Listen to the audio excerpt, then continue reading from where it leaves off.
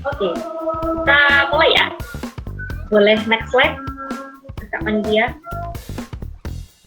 Oke, kalau kepentingan tentang mengapa kita harus menulis dan lain-lain tadi sebenarnya udah disampaikan ya sama Dharma, sama Luis, tadi sama Bu Endang juga itu bahwa ada banyak manfaat gitu dan tidak ada ruginya menulis, termasuk sebenarnya kalau mau bicara yang paling praktis ini kan semua mahasiswa ya. Nanti apalagi yang S1 pasti skripsi. Udah nggak bisa enggak, itu tuh syarat utama untuk menyelesaikan semua kewajiban kuliah gitu ya. Nah, kalau kita nggak biasa nulis skripsi aja susah, bingung mau analisanya kayak gimana. Jadi paling praktis udahlah untuk nyelesain kuliah gitu, atau nyelesain tugas-tugas kita selain skripsi ya, pasti kan ada tugas-tugas lain yang nulis esai dan lain-lain. Dengan kita terbiasa nulis, termasuk kalau teman-teman terbiasa untuk misalnya jadi kontributor di Eka Cita, itu nantinya akan bermanfaat juga gitu buat kita terbiasa menganalisa, terbiasa bikin kalimat, itu tuh gampang, mau dibuat berapa ribu kata syaratnya dari dosen gitu, udahlah gampang itu, nanti tinggal menyesuaikan gitu. Nah, kita mau bicara hari ini adalah tentang artikel populer atau opini. Nah, jadi pertanyaannya sebenarnya artikel opini ini itu termasuk karya jurnalistik atau enggak sih sebenarnya gitu. Karena kan Eka Cita basicnya jurnalistik gitu ya, dengan banyak liputan, kemudian Eka Cita juga punya rubrik ini ya, serba-serbi. Kalau kemarin aku lihat itu ada serba-serbi untuk penulisan artikel juga. Nah, apakah sebenarnya serba-serbi yang ditulis oleh teman-teman ini termasuk jurnalistik apa enggak? Nah, kita mungkin sedikit ngelihat ini ya, salah satu definisi jurnalistik yang teman-teman sendiri juga udah tahu, kita flashback sedikit bahwa ini pengertian dari Webster ya, dari kamus Webster. Ini jurnalistik itu profesi untuk gathering, mengumpulkan fakta-fakta, menulis, editing atau menyunting bahasa Indonesianya, dan publishing, diterbitkan. Entah diterbitkan itu dalam bentuk cetak kalau versi dulu ya, versi waktu pertama kali mesin uap ditemukan dan lain-lain, sejarah jurnalistik ya. Kemudian mesin cetak ditemukan, pasti yang pertama jurnalistik yang paling tradisional itu koran, surat kabar gitu ya, yang bentuk cetak. Ataupun Eka Cita bentuknya juga cetak ya, majalah, buletin tuh dipublish gitu. Ataupun secara online, Eka Cita juga punya ya, diterbitkan secara online gitu. Intinya jurnalistik itu sebuah kegiatan yang itu rangkaian ya, dari mengumpulkan fakta, nulis, diolah, diedit, sampai nanti terbit gitu. Oke, next slide. Nah, opini ini bisa dikatakan termasuk dalam kegiatan itu gitu sebenarnya gitu. Walaupun sebenarnya opini bukannya pendapat pribadi penulis ya. Bukankah jurnalistik itu harusnya tidak memasukkan opini pribadi penulis gitu. Nah, ini salah satu sub dalam jurnalistik itu yang sebenarnya kita berhak untuk memasukkan pendapat kita, pendapat penulis, argumen penulis, tapi tetap didasari dengan fakta. Nah, ini kita akan lihat basic teori aja. Ini dari salah satu buku jurnalistik yang ditulis oleh Haris Sumadiria ini. Jenis-jenis opini itu sebenarnya ada banyak. Dan nanti kita akan bahas salah satunya artikel. Oke, kita next. Nah, kita akan sering melihat ini gitu ya. Yang pertama, tajuk bencana. Ini mungkin teman-teman kalau yang rajin baca koran, ini aku ambil dari Kompas ini, tampilannya. Kita lihat yang sebelah kiri ya, tajuk bencana. Ini dari koran Kompas, biasanya dia ada di halaman yang opini, teman-teman. Di pojok paling kiri, satu kolom aja biasanya. Biasanya dalam satu hari itu satu halaman itu paling nggak ada 2 tulisan. Nah, tajuk bencana ini isinya apa? Sebenarnya kalau kita baca, ini adalah sikap atau pandangan atau opini dari pemilik media. Jadi dari redaktur media itu. Kalau ini Kompas, berarti redakturnya Kompas menulis tentang sesuatu, menulis tentang topik tertentu, sikap dari media itu. Dia mewakili bahwa Kompas itu kalau menghadapi tentang ini, kita pendapatnya ini. Nah, kalau di situ pendidikan karakter ya. Nah, ini dia membahas tentang judulnya pendidikan karakter, berarti sikap yang diambil dari Kompas tentang pendidikan karakter di Indonesia. Nah, terus kita berlanjut ke karikatur. karikatur walaupun sifatnya gambar, ini juga ada opini yang dimasukkan, benar ya. Nah, ini yang kemarin sempat heboh, mungkin teman-teman juga ngikutin gitu ya dari Tempo yang gambarnya Jokowi Pinocchio ini, bayangannya Pinocchio. Nah, uh, memang uh, gambar ini cukup kontroversial ya, itu ya. Bahkan di sempat apa ya, aku sempat ngelihat ada beberapa, ya karena kita juga tergabung di grup-grup keluarga atau grup-grup orang-orang tertentu yang merasa pendukung nyelnya Jokowi, terus kemudian merasa marah dengan gambar ini gitu karena seperti menghina Jokowi sampai melakukan boykot terhadap Tempo, kita uninstall aplikasi Tempo di HP kita gitu, yang sebenarnya nggak ada pengaruhnya buat mereka. Jadi padahal sebenarnya gambar ini juga berdasar gitu. Ada fakta-fakta yang dikumpulkan. Kenapa misalnya? Janji tinggal janji judulnya. Gitu. Berarti dari redaktur Tempo ini menemukan ada fakta-fakta, misalnya janji kampanyenya Jokowi itu ini. Tapi setelah dia menjabat ternyata ada yang nggak terpenuhi. Gitu. Ternyata nggak sesuai sama janjinya. Jadi dia bikin gambar ini. Gitu. Jadi ada fakta yang dimasukkan gitu. Next. Nah, kolom opini. Nah, ini yang tadi di Kompas itu tajuk bencana paling kiri, terus di tengahnya itu ada opini. Ini tampilan di Jawa Pos. Nah, opini ini biasanya ditulis oleh orang-orang yang punya kapasitas di bidang tertentu. Misalnya di sini beragama yang membahagiakan, gitu ya. Ngomongin agama berarti yang nulis itu orang yang tentu saja punya basic atau punya kapasitas di bidang itu. Terutama media itu pasti memilih kalau ngomongin agama ya harus orang yang ngerti agama gitu. Kalau di sini aku membaca contoh ini, mungkin tulisannya terlalu kecil, tapi kalau nggak salah aku bacanya itu dia adalah dosen di Universitas Islam Sunan Ampel di Surabaya. Jadi dia dosen ya, dia secara akademis dan dia dari Universitas Islam gitu. Jadi ada apa ya? Ada semacam, ya artinya dia sah lah untuk nulis ini, untuk bicara ini gitu, dan omongan dia tuh bisa dipercaya oleh publik, maksudnya opini yang dia sampaikan karena dengan latar belakang pendidikan dia, latar belakang agamanya dia itu cocok untuk ngomongin ini gitu. Terus surat pembaca, ini contohnya di Kompas, ini mohon maaf ya, contohnya lama banget 2009 ya, agak 10 tahun lalu. Nah, ini surat pembaca ini biasanya dikirim oleh, namanya juga pembaca gitu, surat pembaca dikirim oleh pembaca. Jadi dia punya pengalaman apa, kemudian dia menuliskan itu.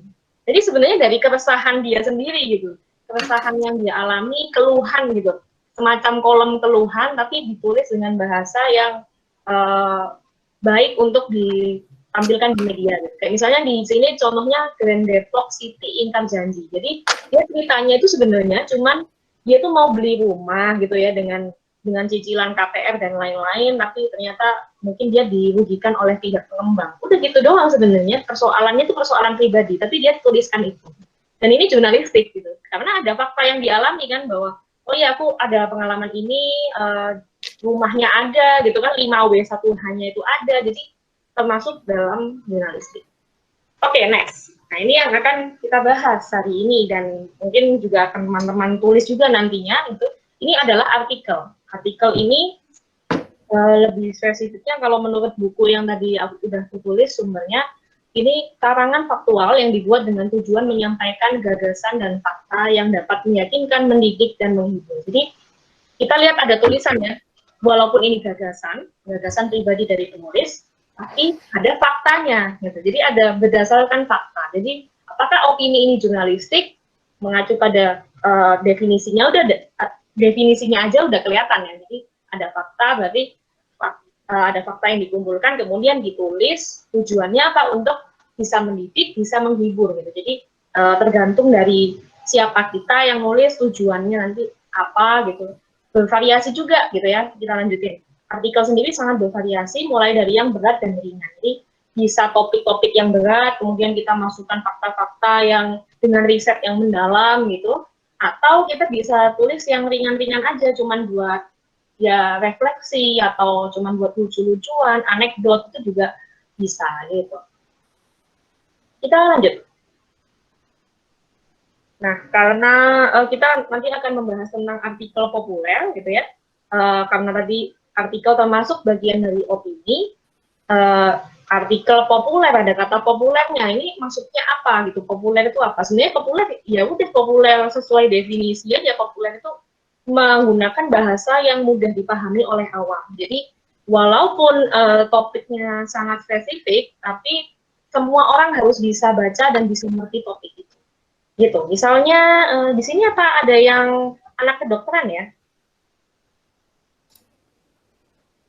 Biasanya istilah kedokteran tuh susah. Siapa nih di sini? Kemarin tuh ada Felix loh, padahal mana? Felix. Ko Andre. Oh, Andre. Mana Andre? Nggak kelihatan wajahnya. Aku padahal kemarin tuh udah mikir, oh ada Felix yang anak kedokteran. Aku bisa menggunakan dia sebagai contoh. Mau aku jadiin contoh padahal. Oke deh, misalnya ya udah kita nggak perlu sebut nama ya, karena yang disebutin nggak ada juga, nggak asik. Nah, kita sebut aja misalnya mahasiswa kedokteran atau dokter yang mau nulis tentang menulis opini tentang topik yang relevan. Kita baca poin kedua ya, topik yang relevan gitu ya. Topik yang relevan ini sesuai kebutuhan masyarakat. Kedokteran bahasnya tentang COVID-19, sekarang yang lagi relevan dan kita hadapi bersama ya. Banyak istilah-istilah kedokteran yang orang awam nggak ngerti gitu ya. Tapi dia sebagai dokter, ketika menulis artikel ini, ya dia pakai bahasa-bahasa yang mungkin ada istilah kedokteran yang dimunculkan, tapi dikasih definisi yang orang awam tuh ngerti. Jadi dia ngebaca itu ngerti. Itu ya, kira-kira teman-teman. Sampai sini aku kecepatan atau nggak jelas atau gimana? Teman-teman. Gimana, teman-teman? Ada yang kurang jelas, kecepatan? Jelas, Kak. Aman? Jelas. Aman. Oh, pada jawab. Baik, kita lanjutkan ya. Oke, jadi itu tadi ya definisi sedikit artikel populer dan lain-lain. Jadi artikel populer itu apa ya? Isinya adalah opini, fakta, gagasan yang ditulis secara terstruktur gitu. Tujuannya nanti mendidik ataupun menghibur, bisa berat, bisa ringan, tapi menggunakan bahasa yang awam ngerti dan topiknya juga relevan. Gitu. Oke, sekarang kita ngebahas tentang prinsipnya. Jadi prinsip ini sebenarnya, ada prinsipnya, keren banget ya. Enggak, sebenarnya prinsip ini cuman ya sekedar menjabarkan poin-poin yang tadi kita bahas gitu ya sebelumnya, tentang opini itu sebenarnya apa aja gitu. Sebenarnya isinya apa aja sih? Apa yang perlu kita ketahui, jadi secara sederhana aja. Prinsip-prinsip dasar aja. Oke, next. Nah, yang pertama, tulisan sebenarnya jurnalistik sendiri, kalau mau dibilang kita kan harus objektif ya, jurnalistik itu objektif. Kita nggak boleh memasukkan opini pribadi, dan kita harus memihak terhadap rakyat, semua orang memihak pada kebenaran, jadi bukan kelompok tertentu, bukan golongan tertentu,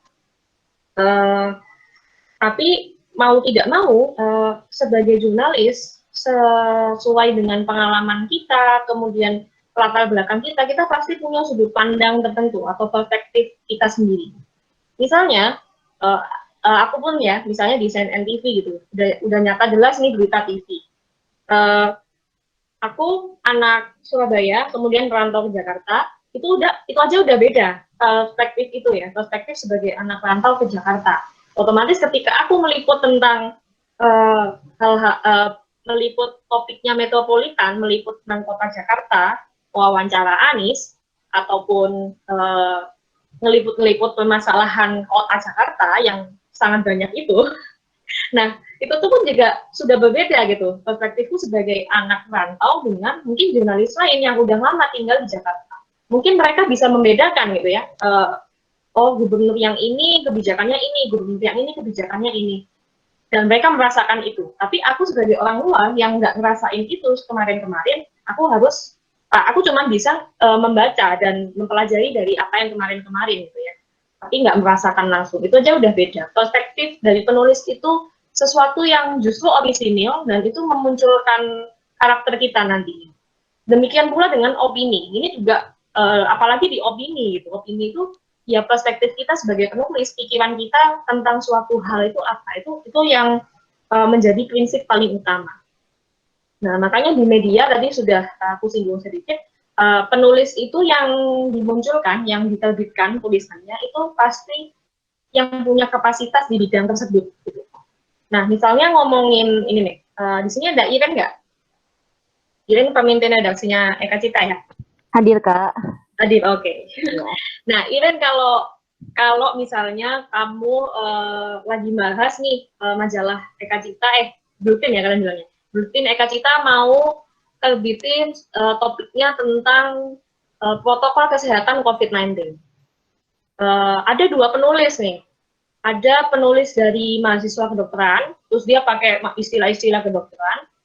Ada juga dari, anggaplah Geraldi dari kehutanan ya, Geraldi dari kehutanan, dia pakai istilah-istilah kedokteran juga. Sama, tulisannya hampir sama. Istilah-istilah yang digunakan sama. Yang mau kamu pakai dimunculkan di Eka Cita yang mana?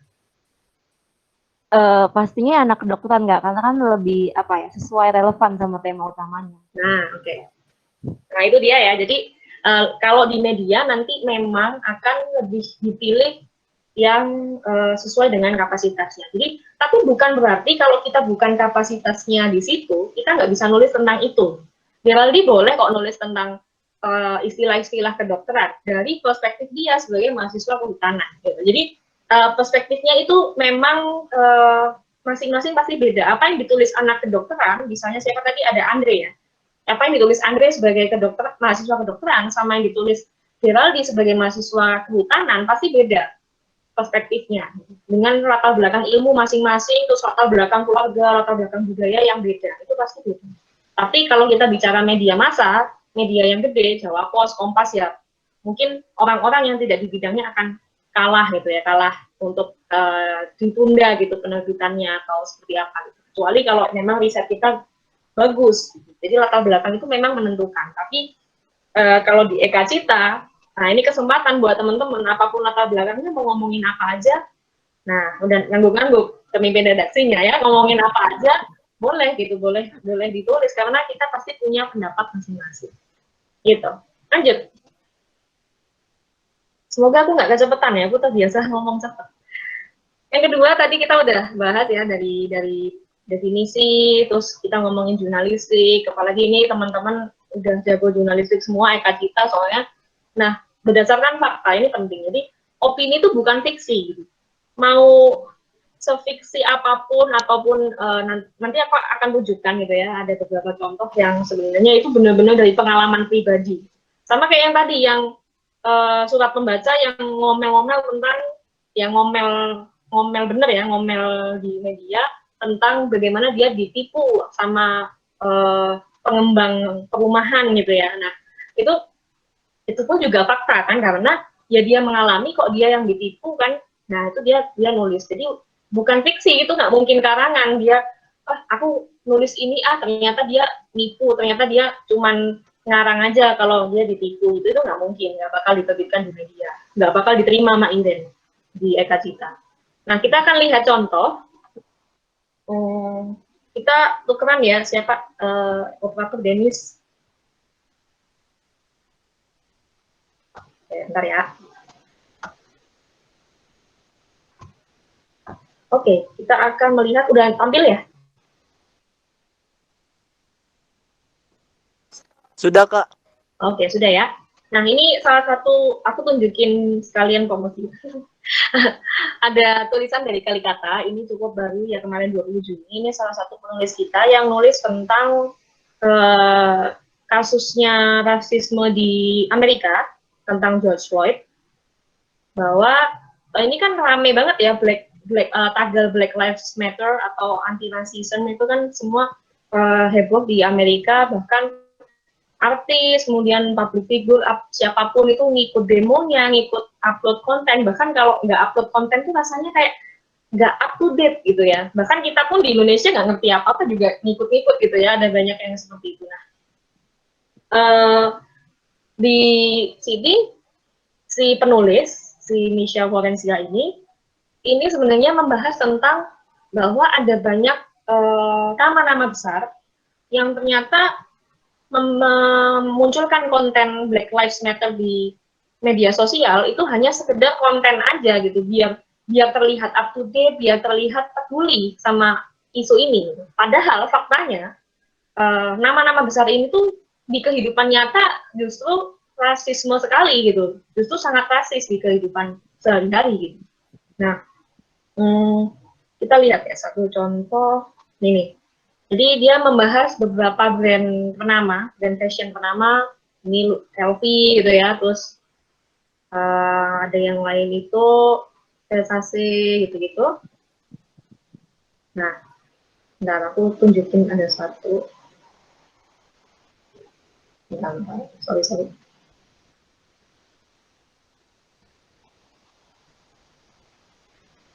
Oh ini dia ceritanya LV ini ternyata di bully ya karena dia nggak menunjukkan empati terhadap isu rasisme itu. Nah, karena kejadian LV itu, ya kan, dia cerita nggak mau jadi sasaran amukan massa, akhirnya merek-merek yang lain itu akhirnya memposting foto prihatin terhadap kasus ini. Gitu. Jadi, wah, yang LV diserang nih, berarti yang lainnya, wah kita harus upload juga gitu. Akhirnya cuma sekedar gitu.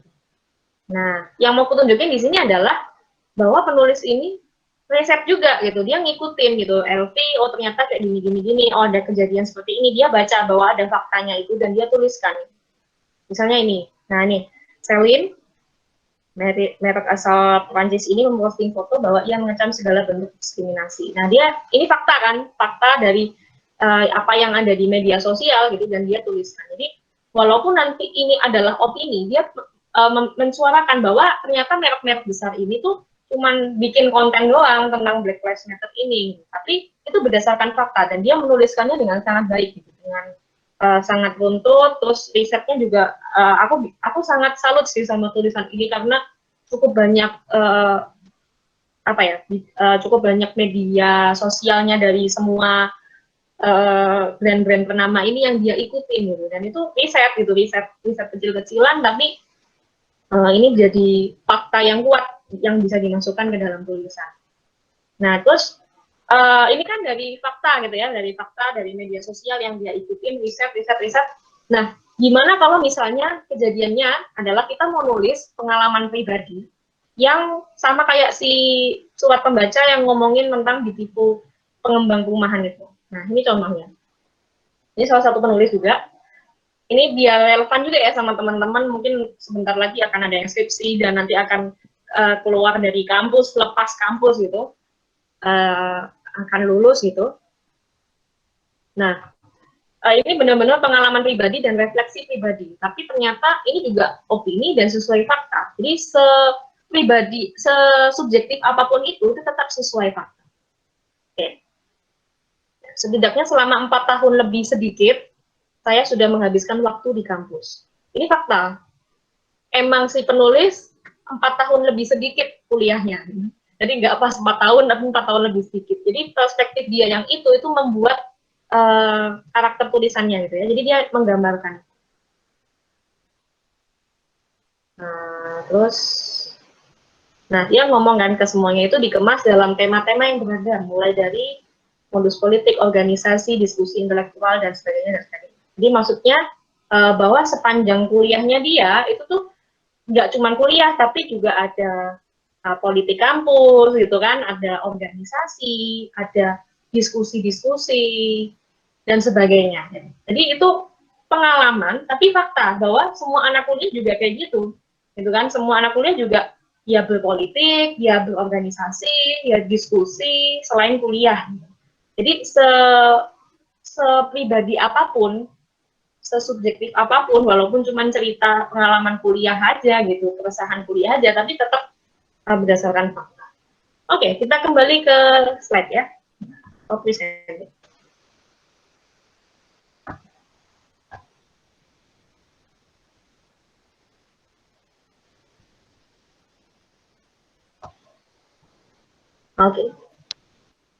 Nah, yang ketiga, sudah sesuai fakta, tapi kita memunculkan gagasan, dari awal ya, kita memunculkan gagasan yang sifatnya tentu saja pasti mau nggak mau subjektif, tapi supaya mengimbangi kesubjektifan kita pakai fakta, gitu ya.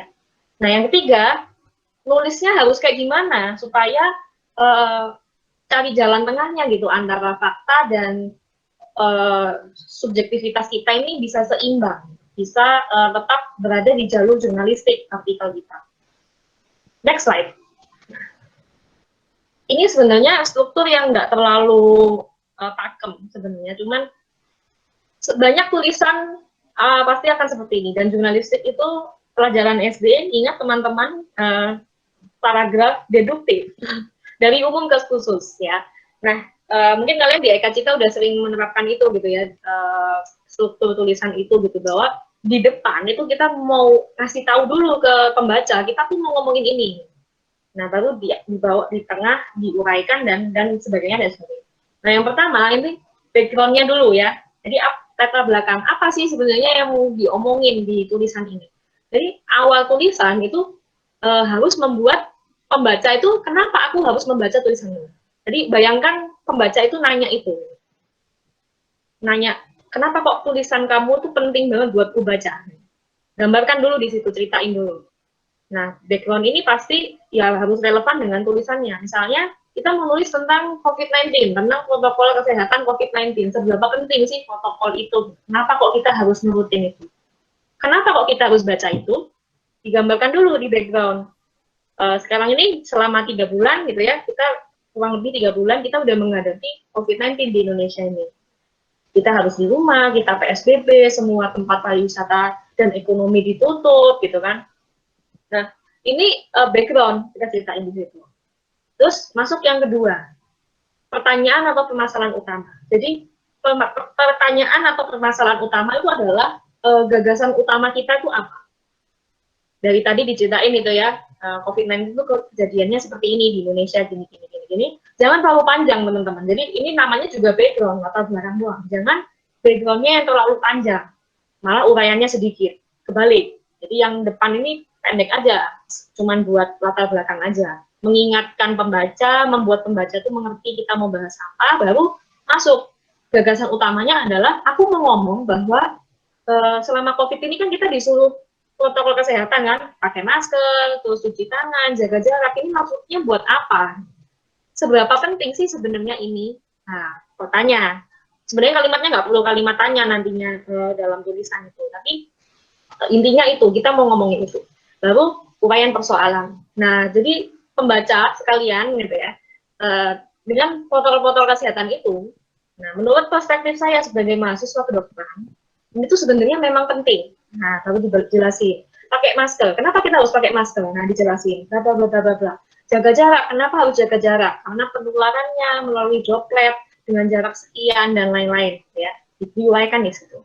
Terakhir, kesimpulan. Nah, kesimpulan ini sebenarnya lebih fleksibel sih. Kalau aku sih lebih suka kesimpulan ini tergantung penulis masing-masing sebenarnya. Tergantung penulis dan tergantung topik, tergantung opininya gitu, jenis opininya tentang apa gitu. Kesimpulan ini bisa, kalau aku membagi itu ada 2 cabang sebenarnya. Kesimpulan itu bisa kesimpulan yang tegas gitu ya, misalnya tadi tentang COVID-19. Jadi teman-teman dengan semua protokol kesehatan yang sudah aku sebutin tadi, yang sudah aku uraikan, penting ya untuk menerapkan ini. Jadi diharapkan teman-teman sebagai pembaca ini terus menjalankan protokol kesehatan selama PSBB ini. Gitu.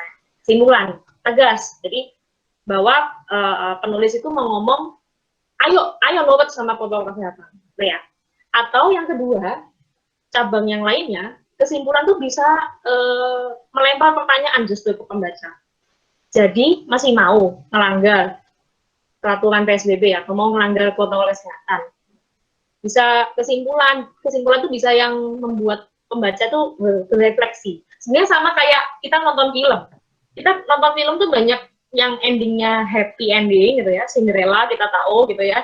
Oh, sepatu kacanya ditemukan gitu kan, terus dia menikah, dia bahagia, udah. Kita tegas dengan itu. Tapi ada banyak ending film yang gantung. bener ya? Dan kita tuh jadi berandai-andai sendiri, ini sebenarnya apa maksudnya gitu, kenapa endingnya kayak gini, mungkin kita kadang gemes. Nah justru itu yang dimau pembuat film gitu, membuat pembacanya gemes. Kesimpulan kita juga bisa kayak gitu, kesimpulan tulisan kita mau bikin pembaca senang, mau bikin pembaca gemes, marah, atau apa gitu. Jadi tergantung apa yang mau dimainkan sama penulis gitu. Aku tunjukin contoh lagi ya, dan kita akan bahas bedah struktur tulisan ini. Boleh kita gantian, Denis?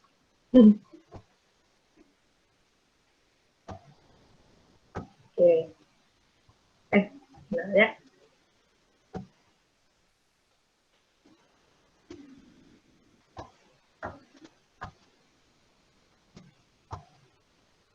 Nah, siapa yang nggak tahu KKI? Mungkin kita adalah salah satu penyumbang viewers yang berjuta-juta itu di video KKI ya. Nah, mungkin kemarin kita sempat ini ya, KKI itu dihujat, sudah dari dulu ya, sudah dari dulu tuh dihujat dan lain-lain gitu kan. Nah, kita akan baca satu-satu ya. Oke, ini kita mulai dari struktur pertama, latar belakang. Ini gimana latar belakang? Nah, saya tak tahu apa yang membuat KKI dengan nama panjang Rahmawati KKI Putri Cantika banyak dibicarakan dan sebagian besarnya dihina di media. Ini background-nya. Background menampilkan fakta. Harus tahu dulu, KKI itu siapa? Mungkin ada pembaca yang nggak ngerti gitu ya. Atau sebenarnya kita ngerti, siapa sih yang nggak ngerti KKI? Tapi kita di flashback lagi memori kita. Oh ya, KKI nama panjangnya ini banyak dibicarain, tapi dibicarainnya jelek-jelek, sebagian besar dibully, dihina di media, entah itu media massa ataupun media sosial. Background. Terus, ya kalau bahasa Kalikata ini memang agak Surabaya ya, agak kasar gitu, jadi kita akan menggunakan kata, mohon maaf, ini kata tai seperti ini gitu ya, untuk penekanan supaya kita marah gitu. Jadi tentu saja orang bisa dengan sangat mudah melempar tai kucing ke media sosial, menyumpah serapai dengan bebas tanpa khawatir diciduk, bersembunyi dalam nama samar. Tapi saya tak bisa memahami mengapa orang demikian bernafsu untuk mencibiri apa saja yang ada pada KKI. Nah, ini mulai masuk di pertanyaan. Permasalahan utamanya apa? Penulis tuh sebenarnya heran, kenapa sih kok kita tuh jahat banget gitu? Kenapa kita tuh gampang banget menghina orang di media sosial? Kenapa kita mencibiri orang yang sebenarnya kita nggak kenal gitu, kita nongkrong aja nggak kenal gitu, kenal aja nggak kenal gitu, tapi kita tuh menghina terus di media sosial. Udah mulai masuk gitu kan.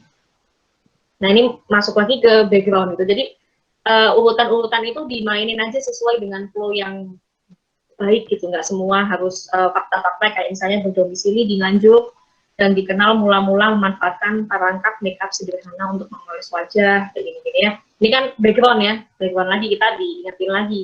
Mungkin kita udah tahu dia tinggalnya di Nganjuk, mungkin kita tahu dia make up pakai balon gitu, tapi kita diingetin lagi, ini background untuk melengkapi tulisan kita.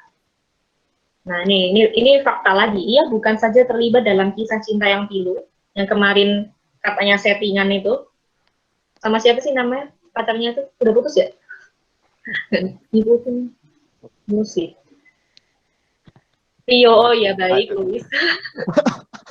Rio, Luis kayaknya tahu banget ya, ngikutin banget fans KKI, ya sahabat KKI. Tapi juga bicara ngawur dalam banyak acara, dilukiskan sebagai perempuan rakus dalam tayangan-tayangan review kuliner. Nah ini yang kemarin sebenarnya ramai juga ya di timeline kita tuh, reviewnya dia, yang apa tuh, ini banyak banget sayurannya gitu ya. Ada udang sayuran. Edosel. Kok edosel sih? Oke, nah ini masuk lagi ke pertanyaannya. Bentuknya memang kebetulan pertanyaan. Mengapa kita punya energi untuk memasak kalimat-kalimat pahit untuk disemburkan padanya? Nah itu ya, jadi masuk ke inti masalahnya itu. Nah, kita akan masuk ke ulasannya di mana ya. Nah ini background lagi, sebenarnya yang mau dibahas itu apa gitu ya, pertanyaan masalahnya. Jadi masalahnya adalah, apalagi kemarin, itu dia bikin video dan lagu tentang yang KKI bukan boneka itu, yang heboh, kemudian sempat di take down, habis itu dimunculin lagi gitu ya, dan justru karena itu cibirannya semakin banyak gitu. Nah ini dia, ini udah masuk ke inti. Kenapa kok kita itu mau kok punya energi banget untuk mencibir orang di media sosial? Nih, ini masuk ke permasalahan. Saya menduga kuat bahwa kita memang nggak pernah mau menerima kenyataan bahwa siapapun orang yang kita sangka gagal, pada akhirnya sangat membuktikan sebaliknya. Kita nggak bisa menerima fakta bahwa mengapa yang begitu saja dapat melesat.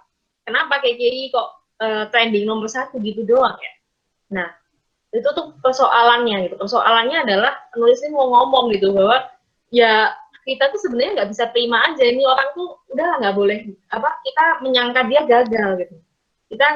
Kita mungkin akan diem aja kalau misalnya Anya Geraldine trending nomor 1, tapi kita akan ribut ketika KKI trending nomor 1 gitu. Padahal KKI gitu doang gitu kan. Nah itu dia. Jadi persoalannya di situ, uraiannya di situ. Terus lanjut kita skip aja ya. Nah, ini dihantam lagi kita ya. Mungkin itu pula sebabnya mengapa kita hobi sekali memandang-mandangi YouTuber membeli sebuah mobil miliaran, seperti memborong kerupuk kalengan di warteg. Sangat tergila-gila pada acara kunjungan ke rumah-rumah mewah selebriti. Nah, karena kita mungkin lebih senang nonton videonya house tour-nya Prilly Latuconsina di rumahnya yang gede itu, ketimbang mungkin kalau itu training nomor 1 kita bisa terima, tapi kalau KJI yang training nomor 1 kita nggak bisa terima. Kita suka memuja itu semua semata-mata karena mereka lebih pantas dari kita. Nah, kita nggak peduli lagi sebenarnya isi obrolan artis-artis yang trending nomor 1 itu biasanya apa. Tapi kita nggak pernah bisa menerima kepantasan itu disematkan pada KPI. Kita nganggap dia kampung aja gitu. Kampungan yang norak dan lain-lain. Nah, ini udah masuk ke kesimpulan yang dia tegas gitu. Kesimpulannya tegas bahwa ya kita sebenarnya nggak bisa menerima. Ini kesimpulan sih, sorry. Ini kesimpulan. Kita nggak bisa menerima gitu bahwa ada orang-orang yang kita sangka gagal ternyata lebih baik dari kita. Gitu. Itu kesimpulannya. Kira-kira begitu. Untuk lebih jelasnya, membaca yang lebih enak, mungkin teman-teman bisa langsung ke kata-kata. Oke, kira-kira itu ya teman-teman. Jadi walaupun struktur itu kayaknya aku nulisnya kan kayak teknik penulisan ilmiah gitu kan, teknis penulisan skripsi gitu. Nggak sebenarnya nggak sepakem itu gitu. Flow-nya pokoknya enak dari background, terus permasalahan utamanya apa, uraiannya apa, kesimpulannya apa. Tapi ngalir aja, tulisannya ngalir aja, jadi dibaca tetap enak, nggak perlu yang tegas dikasih subjudul kayak skripsi, jangan ya. Kalau bisa artikel populer supaya enak buat dibaca banyak orang, jadi kalau bisa se-fleksibel mungkin bahasanya, urutan-urutannya gitu, tapi jangan sampai lompat-lompat tuh, jangan sampai background di akhir, kemudian uraiannya di atas, itu kan bingung, pembaca pasti bingung membaca. Oke, kita masuk lagi, mungkin ada, kita how to start ya. Jadi gimana cara memulainya? Kita udah tahu gitu ya, opini itu apa, struktur tulisannya gimana. Lanjut lagi, Denis. Nah, memulainya seperti apa? Ya? Yang pertama, tentukan topik dulu pasti. Topiknya mau bahas tentang apa? Kalaupun mau bahas tentang COVID-19 itu juga banyak. Mau bahas apa? Mau bahas PSBB-nya, atau mau bahas secara teknis kedokteran, atau mau bahas dari sisi anomali-anomali, misalnya gaya hidup baru new normal, misalnya apakah mau bahas protokol kesehatan, atau gaya hidup new normal, misalnya gaya rambut new normal, gaya make up new normal, fashion new normal gitu ya, atau fashion masker gitu, atau gimana gitu. Karena kita kan sekarang lagi ini ya, di online shop tuh banyak banget teman-teman masker yang lucu-lucu. Aku jadi kayak yang sebelumnya online shop itu ngelihatnya baju, sekarang tuh ngelihatnya masker, aku juga heran. Nah ini kan jadi topik juga kan, topik besarnya memang COVID-19, tapi kita mau bahas dari sisi yang mana gitu. Dan kalau bisa topik itu yang memang kita kuasai, kita ngerti paling enggak, dan yang paling enak tuh yang kita sukai. Kalau kemarin ngobrol sama Adit tuh suka gaming ya, ternyata dia nulis tentang gaming. Itu pasti jago banget, dia udah ngerti istilah-istilah gaming, game-game apa aja. Ketika dia nulis itu nanti akan lebih mengalir. Jadi nggak ada alasan, aduh buntu, writer's block, gitu tuh nggak ada.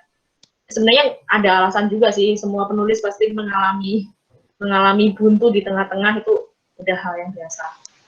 Nah, setelah menentukan topik, jangan lupa riset. Riset tuh maksudnya ya kita sekarang hidup di zaman ada Google ya, ada teknologi bernama Google, jadi kita ketik aja apapun di Google itu pasti keluar semua. Dan bahkan riset itu bisa dari kayak teman di Kalikata tadi, risetnya dari media sosial, akun-akun merek-merek terkenal itu sebenarnya. Jadi amati aja gitu. Atau kita ngelihat kolom-kolom komentar gitu, kolom komentarnya di media sosial itu kan juga ramai dan lucu-lucu kan komen-komennya. Itu juga riset gitu. Jadi kita mengumpulkan fakta, kita kegiatan gathering fakta di riset ini. Nah, sudah selesai topiknya udah, riset terkait topik itu sudah, kita nulisin dulu kerangkanya. Supaya, kalau aku sih lebih ke kerangka itu ditulis dulu, supaya kita lebih terarah aja ketika nulis tuh, udah tahu mau ngomongin apa berikutnya. Jadi, yang empat tadi, background, permasalahan utama, terus, apa tuh tadi, isi uraiannya, sama kesimpulan itu ditulisin dulu, poin-poinnya, apa yang mau dibahas, baru nanti ditulis kalimat lengkapnya gitu. Jadi cuman poin-poin dulu. Itu lebih memudahkan kita. Tapi mungkin ada yang nggak suka dengan style itu dan lebih senang langsung ditulis aja kalimatnya. Setelah itu bebas aja. Tapi menuliskan kerangka itu lebih baik karena kadang itu kita punya ide itu ketika kita misalnya lagi di luar rumah gitu. Atau lagi dalam situasi yang nggak enak. Kadang-kadang mohon maaf nih, kadang-kadang kita lagi buang air besar aja juga punya ide loh. Ya kan, karena kita cuma sendirian di toilet gitu kan, nunggu gitu ngapain ya gitu, terus kepikiran sesuatu tulis aja, karena kan kadang kita buang air besar aja nggak bawa HP kan, kita kan anak-anak milenial gitu kan, kemana-mana nggak bisa lepas dari HP, tulis aja di HP, di notes gitu. Aku pun juga kayak gitu sih, kadang-kadang ketika misalnya lagi kerja punya ide gitu kan nggak bisa langsung nulis, jadi tulis dulu kerangkanya biar idenya nggak hilang, karena ide itu mahal. Karena kalau kita udah berkegiatan sibuk, hilang idenya. Dan yang keempat, mulailah menulis. Jadi jangan cuma sampai di kerangka. Mulai nulis. Jangan kepikiran tulisanku ini nanti bagus nggak ya? Sebenarnya topik ini nih penting apa enggak ya? Udah pernah ada yang nulis nggak ya? Walaupun udah pernah ada yang nulis, tapi perspektifnya pasti beda. Gaya tulisan kita beda. Orangnya soalnya beda. Itu pasti beda. Mungkin Iren yang pemimpin redaksi udah cukup tahu gitu ya, teman-temannya si Zulkifli, si Geraldi, si Adit itu tulisan-tulisannya tuh kalau si Adit tuh pasti gini, Zulkifli tuh pasti ini gitu, tuh beda-beda pasti orang-orangnya. Jadi jangan ragu untuk berpikir yang enggak-enggak, pokoknya nulis aja dulu. Terus yang kelima, ini yang paling penting, ini yang menentukan opini itu, harganya opini tuh di sini gitu, jadi diri sendiri aja gitu. Karena yang paling penting adalah subjektivitas dari kita sendiri gitu. Dan jangan lupa fakta ya, tadi kan udah riset soalnya. Jadi apa hasil risetnya itu harus dimasukin juga. Terus yang keenam, nah ini nanti di akhir. Check and recheck tuh maksudnya setelah nulis bla bla bla bla bla dibaca lagi. Kira-kira enak nggak buat dibaca? Itu mungkin teman-teman Eka Cita udah sering lah ya. Jadi self editing dulu. Kira-kira kok kalimatku kok bulat gitu ya, aku pakai bahasa Jawa nggak apa-apa ya, ini kan anak-anak Jogja. Kok kalimatku bulat gitu, kalimatku kok nggak enak dibaca, kurang efektif, atau seharusnya ditambahin kalimat gini nih biar lebih jelas, itu nanti di akhir. Tapi di nomor 4 itu udah tulis aja dulu gitu, nanti aja terakhir aja. Atau untuk membantu mungkin kita kadang kan nggak bisa menilai diri kita sendiri ya, jadi udah self editing sendiri. Nanti mungkin punya teman dekat, teman sesama di Eka Cita, misalnya siapa yang dipercaya, siapa yang sering ngobrol, atau langsung ke Iren misalnya, atau ke senior-senior lain boleh gitu kan, untuk coba bacain dong tulisanku, kira-kira kamu nangkep nggak sih maksudnya, udah gitu aja, kamu nangkep nggak maksudnya, kalimatku udah enak belum.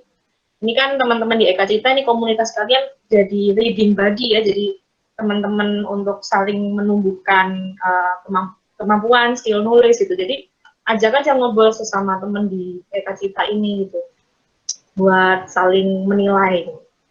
Nanti kita akan ketemu juga.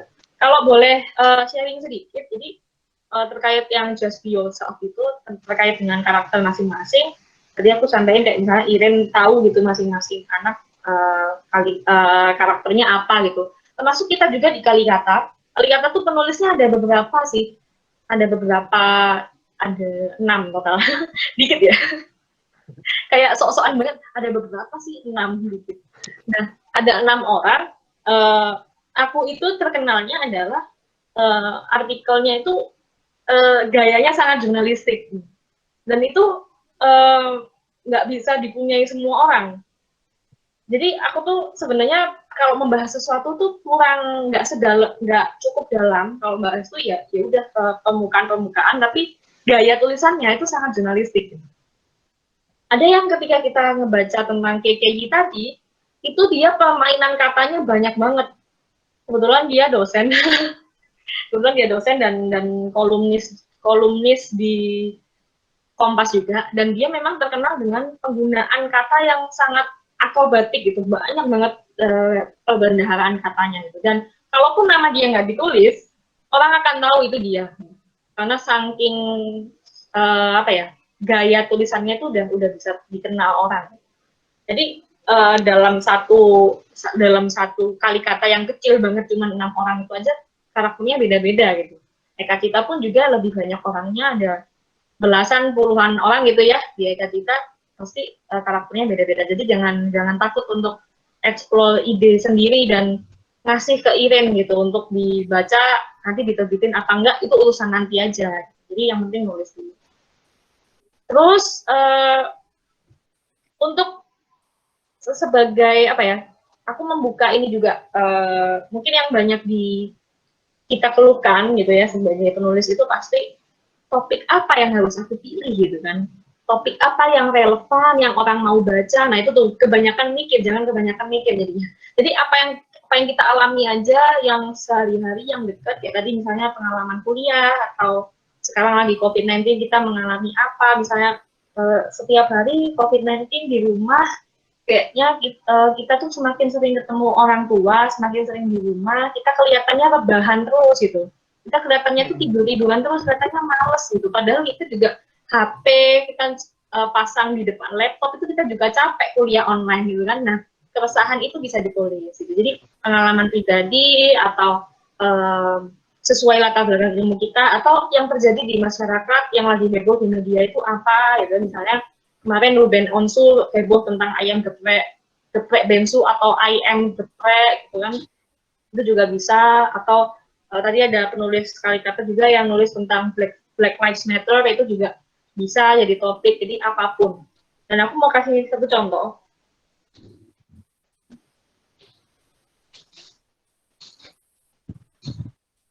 Dennis, oke.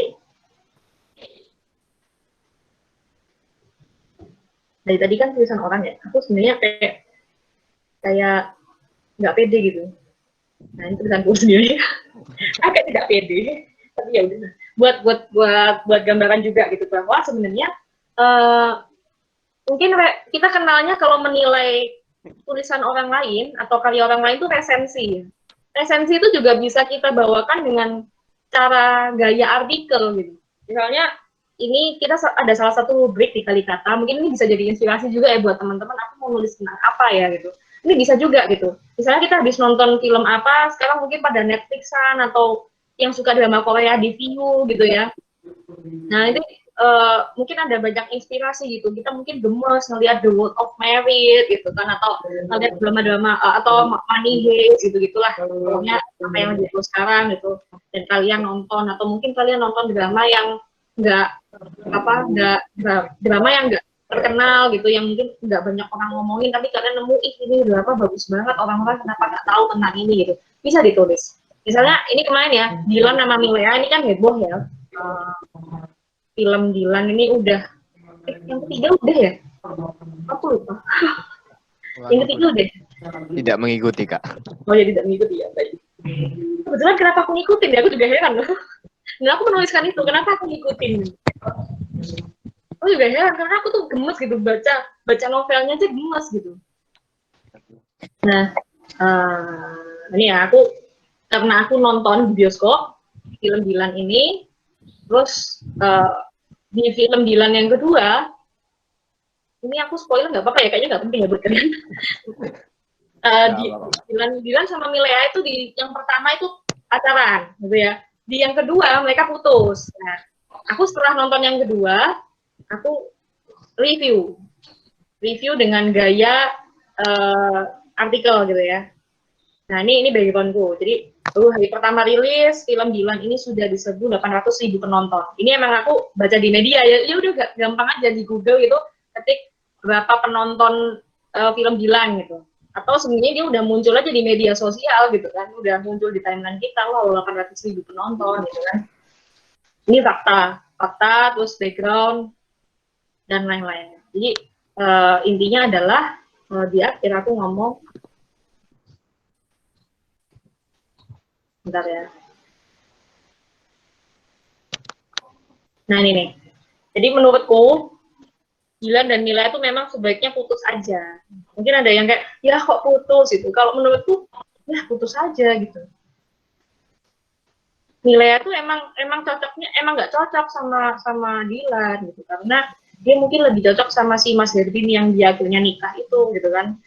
Mungkin dia seneng yang dia pekerja kantoran, anaknya rapi gitu ya, gajinya menjanjikan, sopan gitu, beretika. Bukan yang kayak Dilan yang berangasan gitu ya, yang berangasan tuh apa kayak bahasa Indonesianya?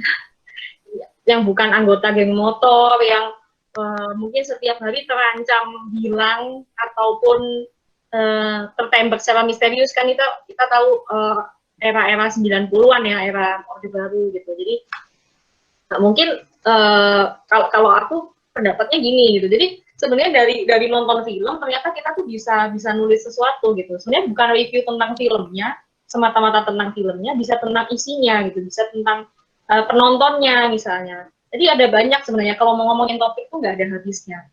Jadi sebenarnya kita tidak boleh beralasan untuk aduh nggak tahu mau nulis apa, itu nggak ada alasan untuk itu gitu. Jadi sebenarnya ya bisa aja kalau dicari itu bisa aja gitu. Banyak sekali topik yang ada di sekitar kita gitu.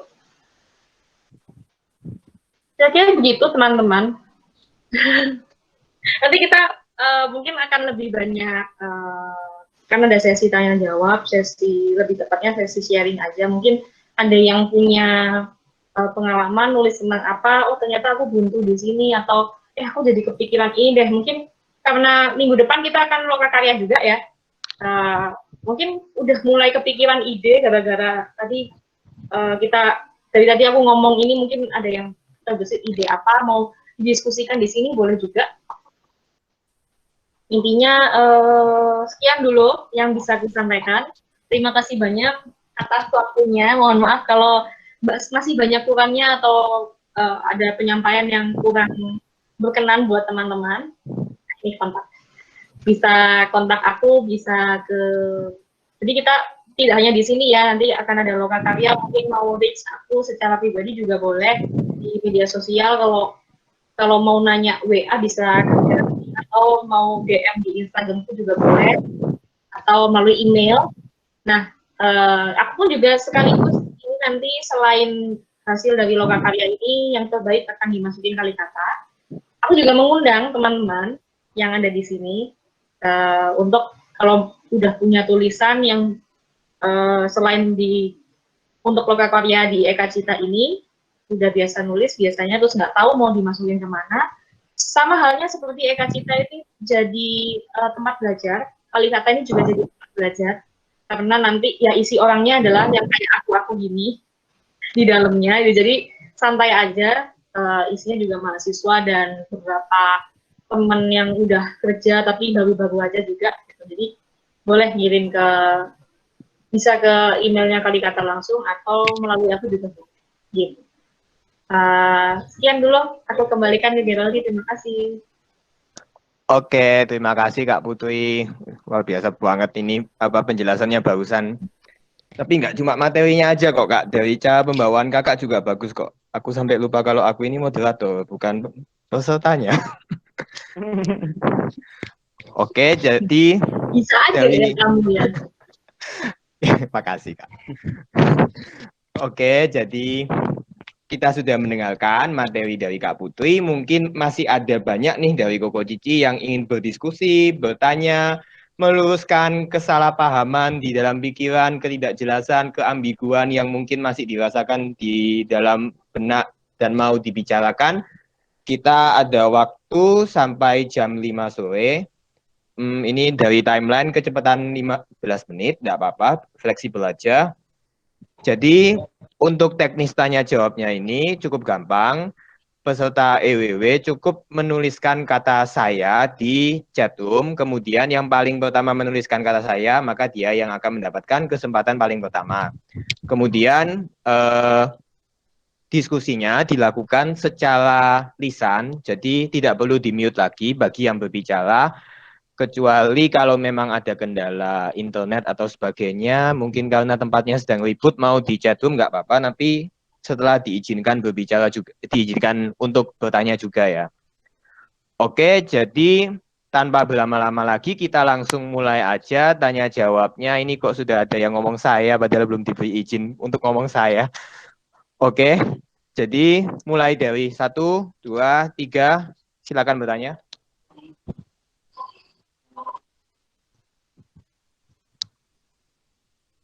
Oke, itu dari Evelyn Tania.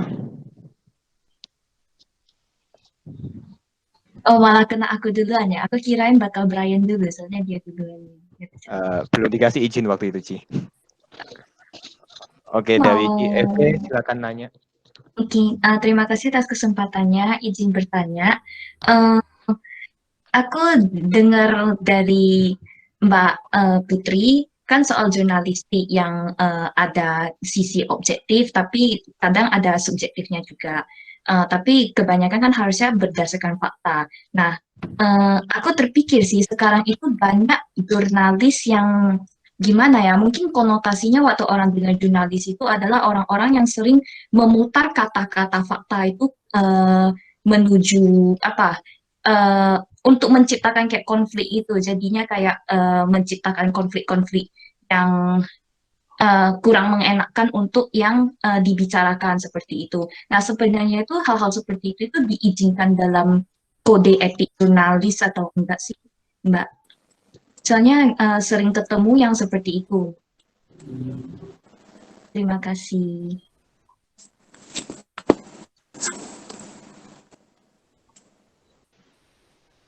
Langsung dijawab apa bagaimana nih?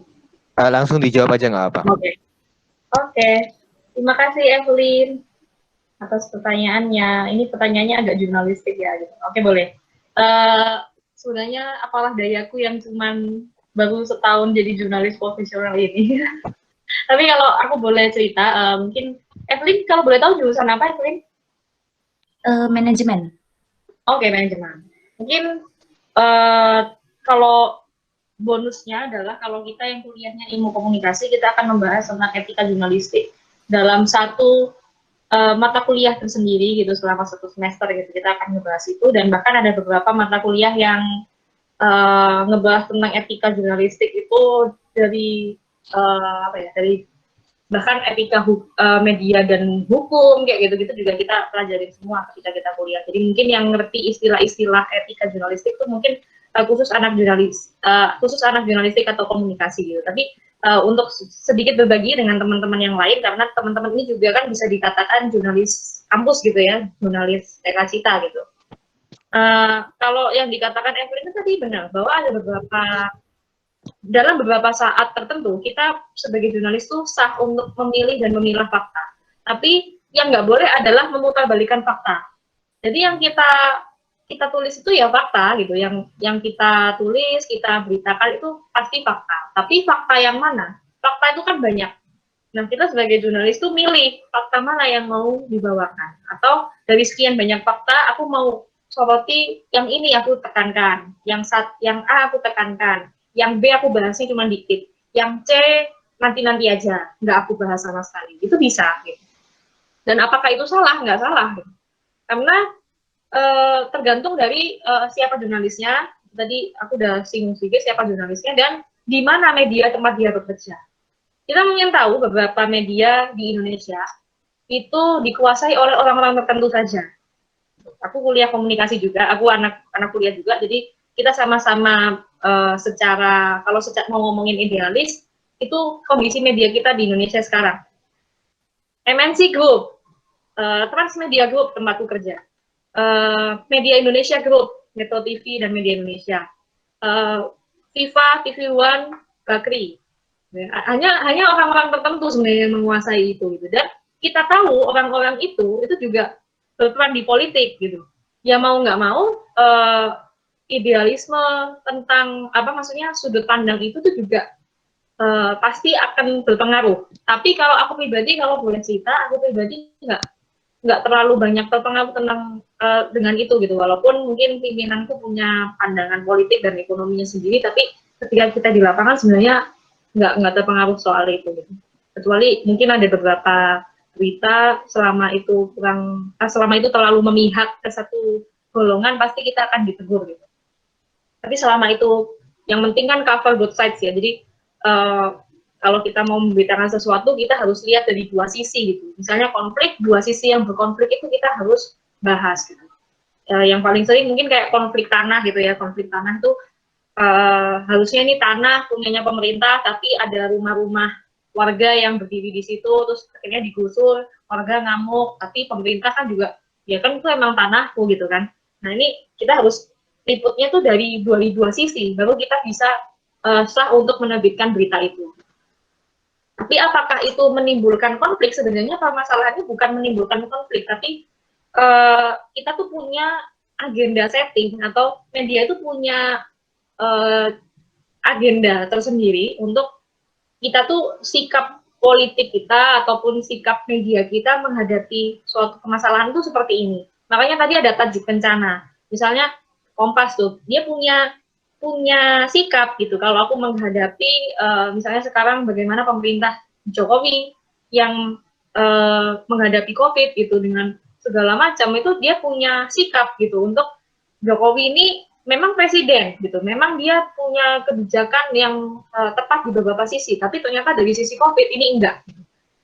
Dari agenda media yang itu, jadi tim redaksi itu akan menentukan bahwa kita akan mengkritisi kebijakan Jokowi yang tidak memihak pada rakyat soal COVID-19. Misalnya ngebuka pariwisata kah, atau sekarang menerapkan new normal tapi belum saatnya misalnya gitu, itu akan kita kritisi terus. Nah, mengkritisinya dengan cara apa? Nggak mungkin dengan pendapat pribadi. Jangan gara-gara kita nggak suka sama Jokowi, terus kita nulis berita tentang itu. Enggak. Semua harus berdasarkan fakta. Faktanya dari mana? Dari misalnya, apakah kita udah siap menghadapi new normal? Jadi, kebijakan Jokowi ini udah tepat belum sih untuk menghadapi new normal? Nah, tepat atau enggaknya kita lihatnya dari sisi apa? Dari sisi kesehatan gimana? Dari teman-teman dokter, teman-teman perawat, sudah siap belum? Dari epidemiologi itu sudah siap apa belum? Dari sisi apa ya?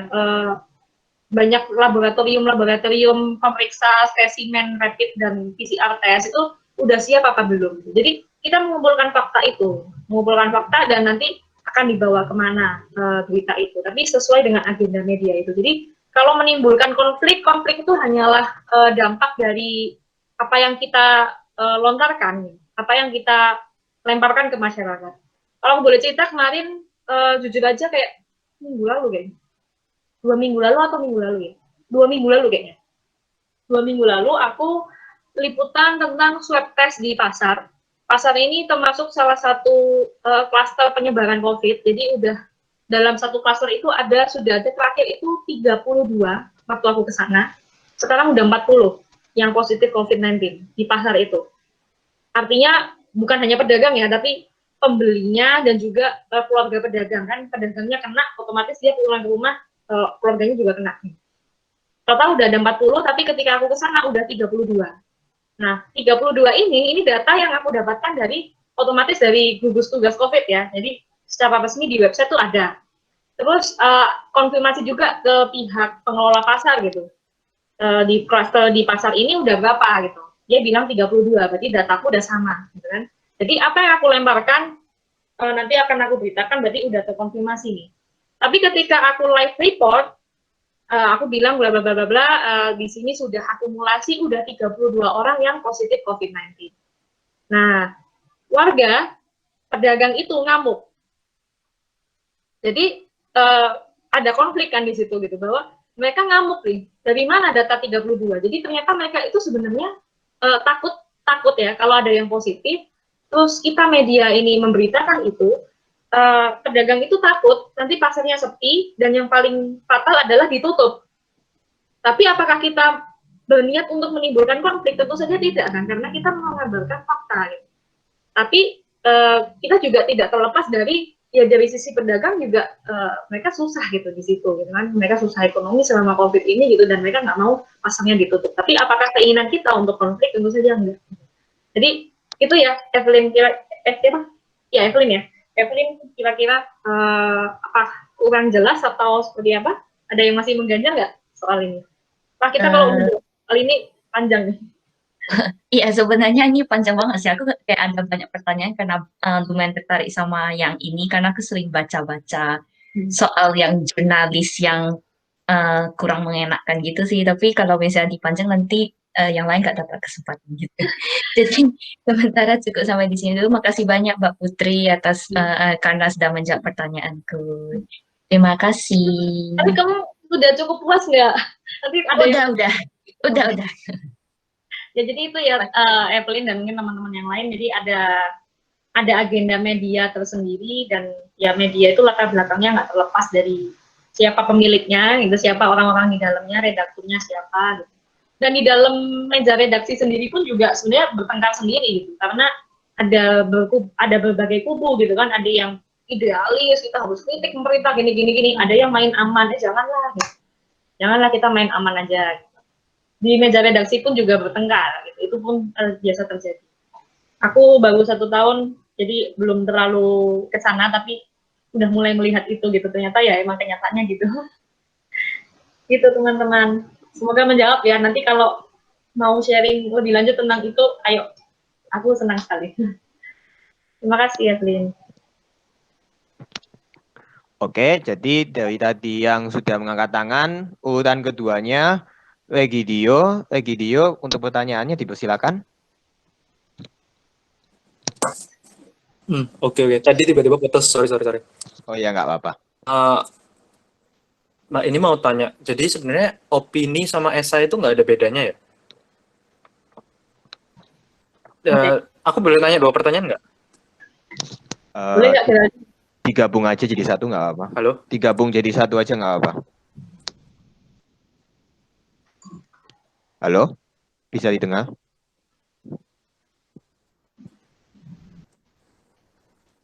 Ya, kok hilang dia? Kelihatannya jaringannya bermasalah. Oh. Nah, ya. Yang tadi, yang kan tadi kalau misalnya ini tuh menggunakan bahasa. Oke, baik. Suaranya hilang. Koreksi, bisa diulang pertanyaannya, Dibilang putus-putus. kalau misalnya salah satu penulis putus-putus loh. Bentar aku ketik ya. Oh ya, enggak apa, diketik aja nggak apa. Oke. Berarti next dulu aja kali ya, sambil nunggu pertanyaannya Regi ya. Oke, sambil menunggu pertanyaannya Koreksi, untuk Ko Andre dulu dipersilakan kalau mau bertanya.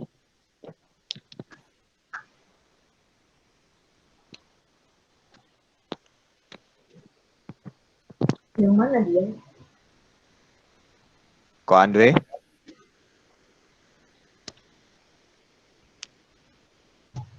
Katanya udah terjawab. Yang udah terjawab siapa? Vincent.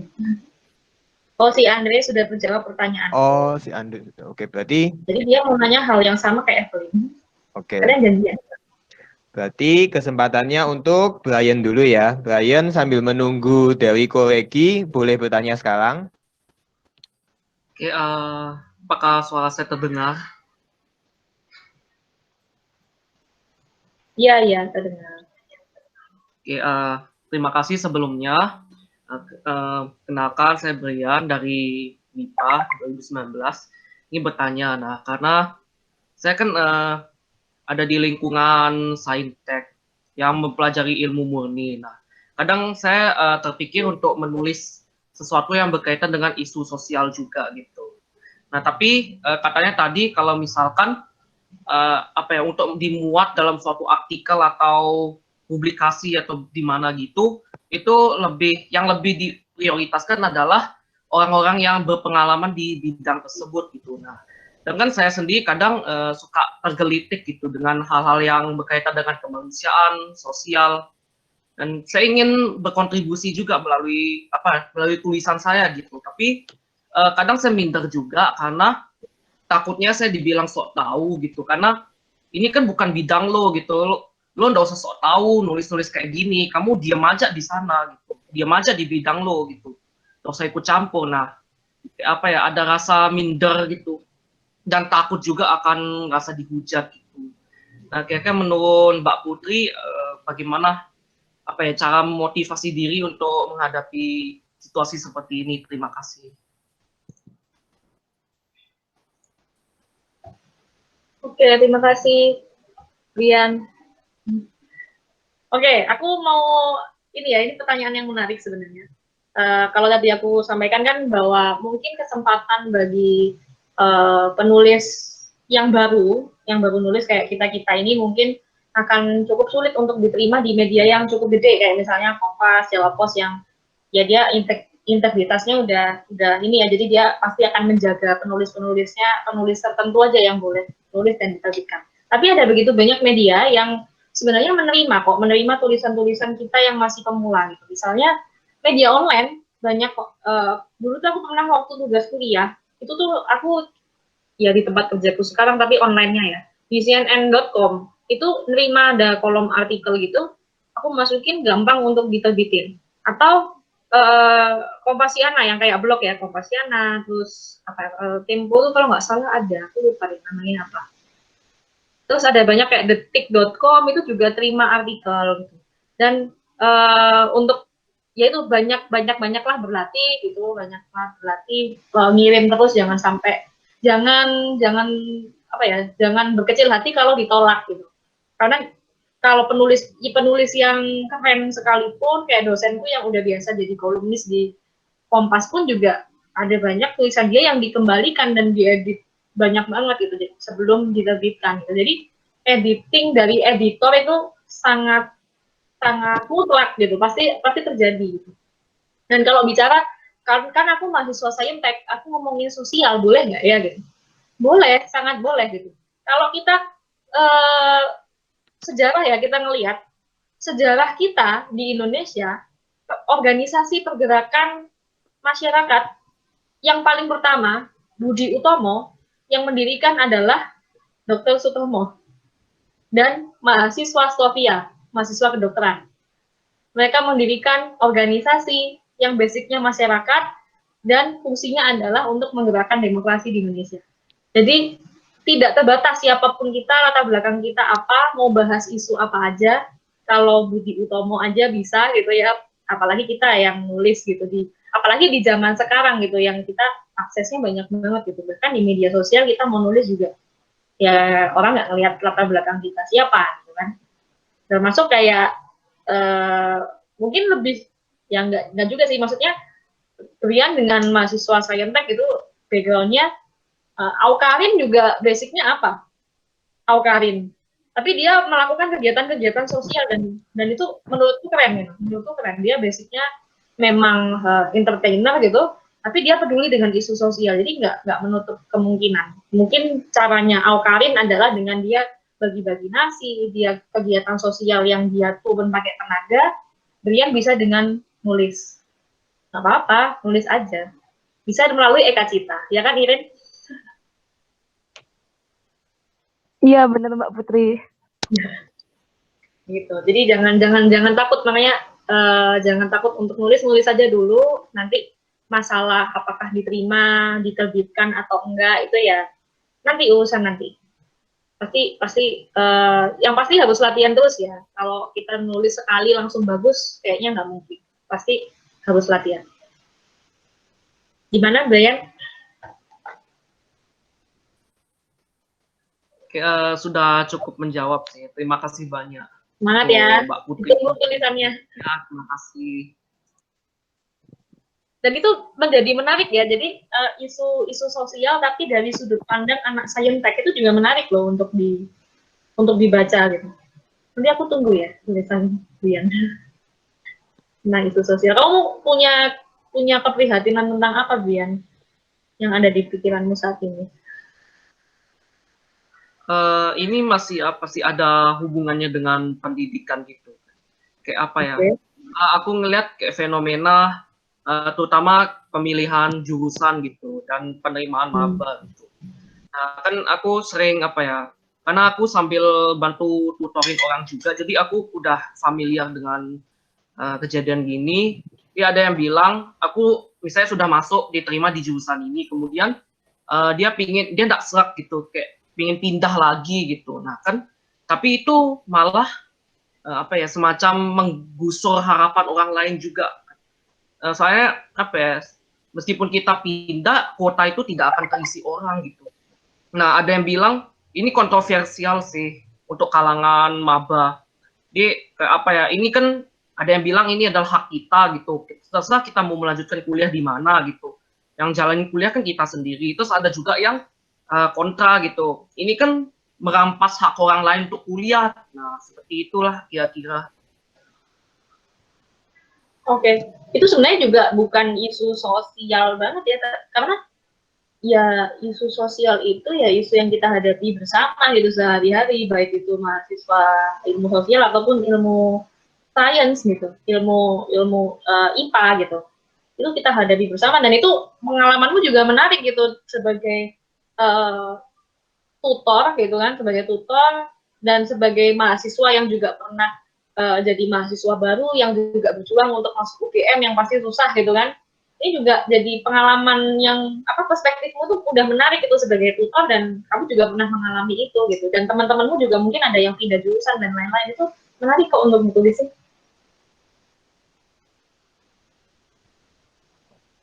Itu Brian. Asik. Oke. Sudah menjawab? Ada lagi nggak? Bagaimana Brian, sudah menjawab? Sudah, terima kasih banyak.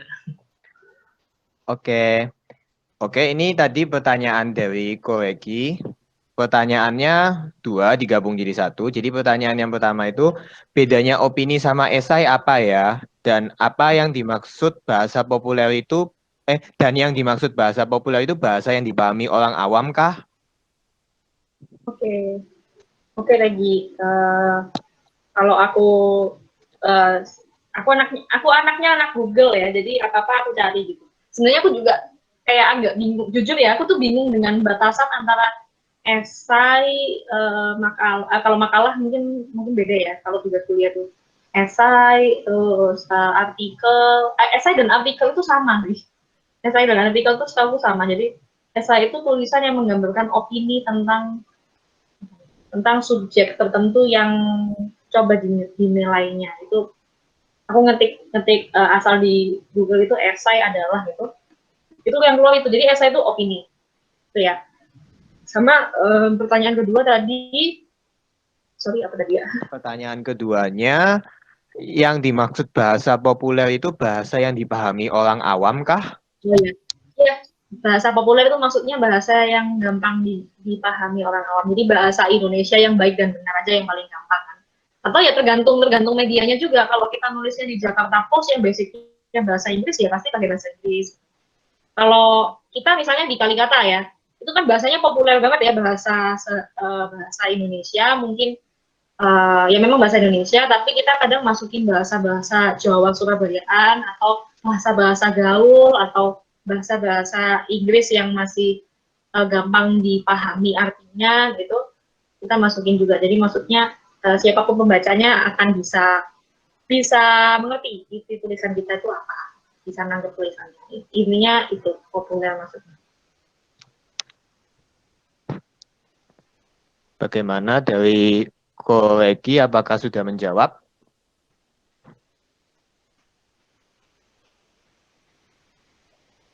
Oke, menjawab.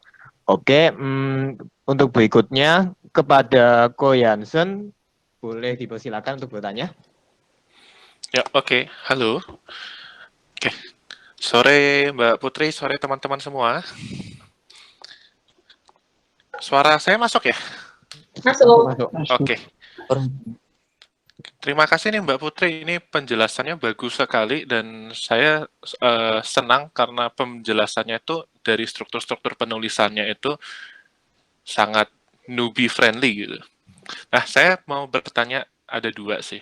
Pertama ini, kalau menurut Mbak Putri, ini kan banyak nih artikel zaman sekarang itu kebanyakan tuh kayak clickbait. Kayak sebenarnya dia mau seakan-akan judulnya tuh sangat menarik, padahal isinya itu ya nggak penting banget gitu. Kayak misalnya nih, kalau kita nyebut merek ya, saya lihat artikel-artikel di grupnya Tribun misalnya, itu biasanya menurut saya kualitasnya harusnya bisa ditingkatkan gitu. Itu kalau menurut saya sendiri, saya lihat itu kayaknya ada salah penulisnya juga, tapi artikel kayak gitu bisa hidup karena banyak yang baca kan gitu. Kalau menurut Mbak Putri itu gimana? Sama yang kedua, kalau skill menulis di zaman sekarang, menurut Mbak Putri eh, itu kita apakah masih relevan ya? Maksudnya kita kan zaman sekarang mungkin orang lebih banyak yang lebih prefer nonton video gitu kan, atau misalnya mungkin ada yang dengerin podcast dan sebagainya. Bagaimana kita bisa tetap mengasah skill menulis ketika sepertinya ya marketnya itu mulai tergeser.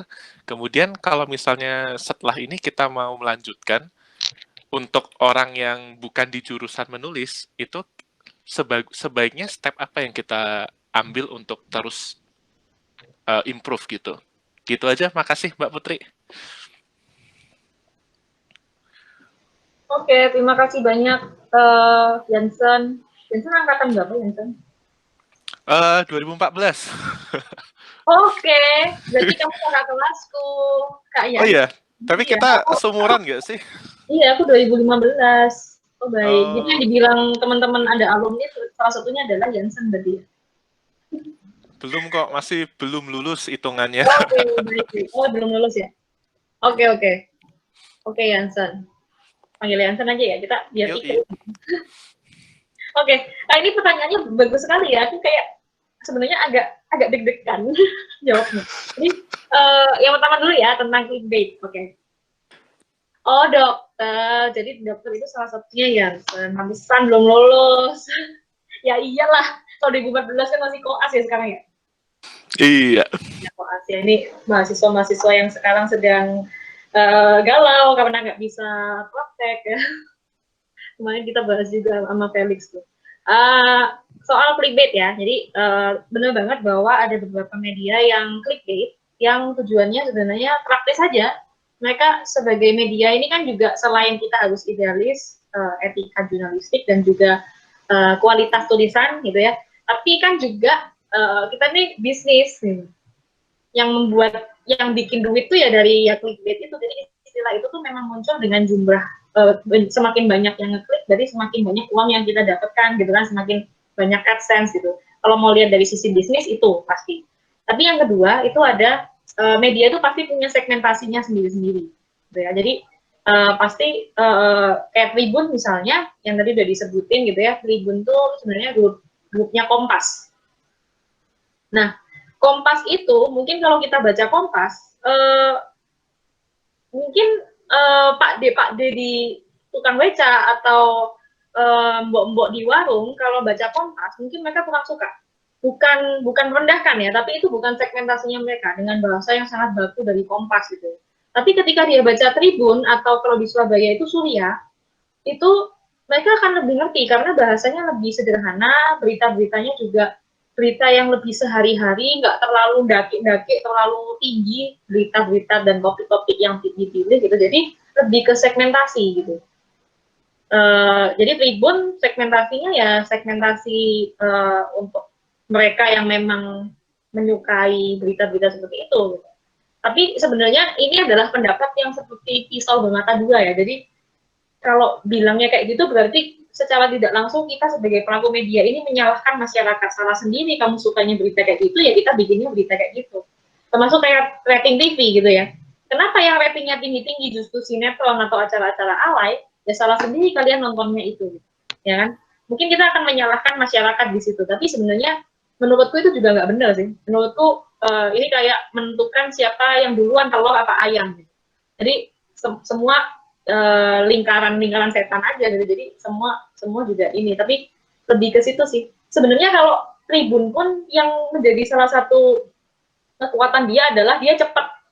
Walaupun isinya mungkin dangkal ya beritanya, tapi dia cepat banget update-nya gitu. Jadi mungkin kita yang butuh update cepat-cepat, kadang yang paling atas tuh munculnya Tribun, dan itu mungkin kita butuhin gitu untuk update berita gitu. Jadi di balik mungkin kita gemes kualitasnya gini-gini doang gitu kan, ini penulisnya gimana gitu, mungkin kita gemes gitu, tapi ya ada sisi baiknya gitu ya.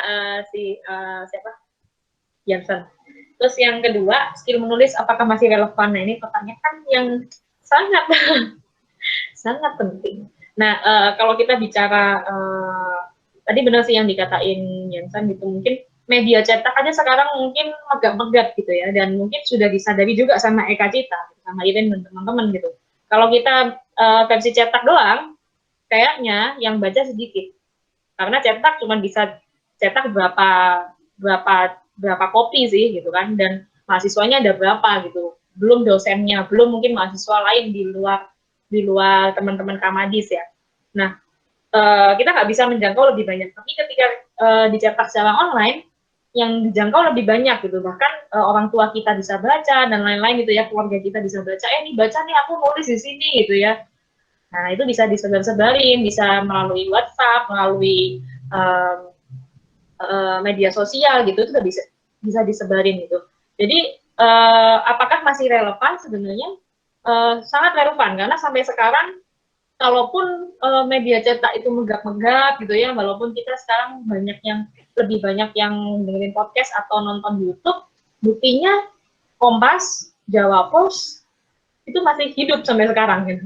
Jadi ya udah simpelnya itu aja. Jadi sebenarnya ya masih ada aja yang butuh koran, karena koran itu sangat reliable ya, sangat bisa kita percaya karena beritanya sangat dalam. Tidak seperti online yang mungkin walaupun cepat, tapi dia kan singkat dan cepat untuk orang-orang yang butuh update cepat aja. Tapi koran kita butuh berita yang lebih dalam, berita yang lebih penelitian risetnya itu lebih dalam gitu. Orang yang diwawancara juga lebih banyak gitu.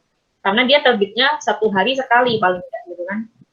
Jadi dia ada waktu yang cukup panjang untuk dia bisa nulis yang beritanya pasti tepat gitu. Sedangkan kalau online mungkin dia akan ralat, akan apa gitu, makanya banyak kontroversinya di online. Jadi apapun medianya sebenarnya punya karakteristik masing-masing. Termasuk kayak aku misalnya di TV gitu. Beda lagi gitu. Orang nonton TV itu ya, apalagi untuk nonton berita, dia nggak bisa hanya dengerin sekilas sebenarnya, atau cuman baca caption di bawahnya, yang tulisan di bawahnya, running text dan lain-lain, itu nggak bisa cuman dibaca itu aja. Gitu. Jadi kemarin aku tadi sempat cerita tentang pasar itu gara-gara itu. Jadi pedagang itu hanya baca tulisan di bawahnya.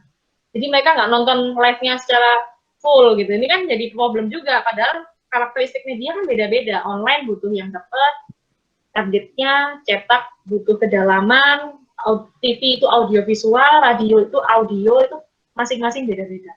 Tapi kesemuanya itu butuh skill menulis. Balik lagi. TV pun juga aku ada skill untuk nulis naskah, karena ya walaupun gambar tapi kan juga ada naskahnya. Video pun di YouTube, mungkin teman-teman ada yang YouTuber di sini, itu pasti kan nulis dulu ya, apa yang mau diomongin ditulis dulu dong. Nggak mungkin langsung ngomong bla bla bla langsung lancar, itu nggak mungkin. Semua YouTuber juga gitu, pasti ada penulisnya. Raditya Dika punya penulis. Raditya Dika yang YouTuber senior gitu ya, yang udah dari dulu, dia juga punya penulis gitu. Jadi semua balik lagi. Podcast pun juga ditulis pasti awalnya. Nah itu kemampuan gitu, tergantung dari, maksudnya kemampuan nulis itu pasti akan kita gunakan, tergantung nanti jenis karakter media yang akan kita masuki apa.